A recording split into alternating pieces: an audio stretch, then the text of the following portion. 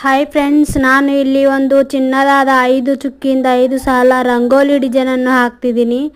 ನೋಡಿ ಫ್ರೆಂಡ್ಸ್, ಈ ಡಿಸೈನ್ ಅನ್ನು ಹೇಗೆ ಬರುತ್ತಿದೆ.